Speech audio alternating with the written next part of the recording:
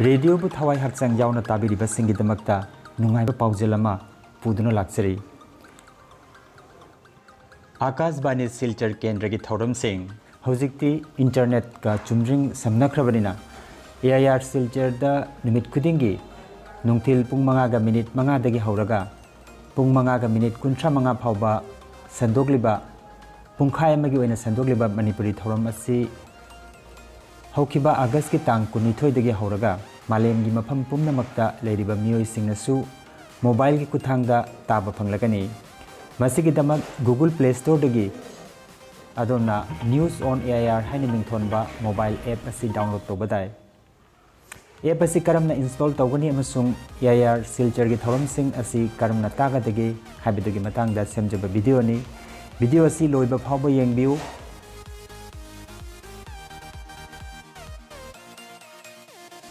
लोइनना Lakhipur online YouTube channel असिबु subscribe तौबिबगा लोइनना वीडियो असि शेयर तौबिउ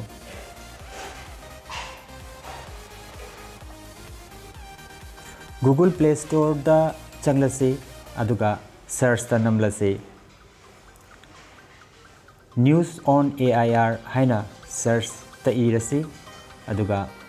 एआईआर के आइकॉन असि दा नमलबा मतुंगा इंस्टॉल तौरसी ओके नमसी मसिगा लोइनना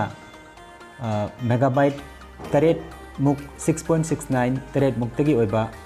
ऐप ने यामना पिकपा ऐप ने मसी यामना थुना इंस्टॉल ओइखिगनी इंस्टॉल ओइबगा लोइनना हुजिक इंस्टॉल ओइरी इंस्टॉल ओइबगा ओपन तौरसी ओपन नमलसी हजिक प्रसार भारती की मोबाइल ऐप असि हांगलकनी चूज लैंग्वेज दा इंग्लिश दा नमलसी अदुगा कंटिन्यू दा क्लिक तौरसी हजिक एड अमा थोरगलिबसी मसिगिदमक बैक दा नमसी मथन ता मांगजखिगनी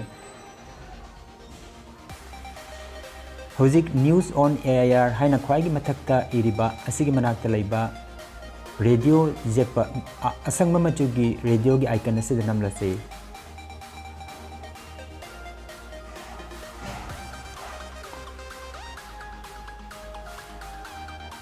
मसिगा लोइनना प्रसार भारती की ऐप असिदा यावबा रेडियो की स्टेशन पुमनमक उथोगलकनी होजिक लिस्ट की दमकता मयागी थंबा असिदा क्लिक तौसी अदुगा मथंग मथंग मखादा चथसे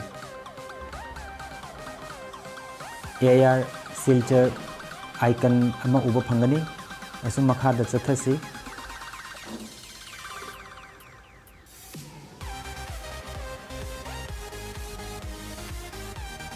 हुजिक उरे हिंदी नसु इबा अदुगा लोइनना एआईआर सिलचर हाइना इबा मसिदा क्लिक तौरसी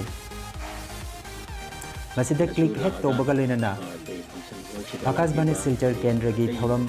अदुमक चुमरिंग लाइव ताब फंगलगनी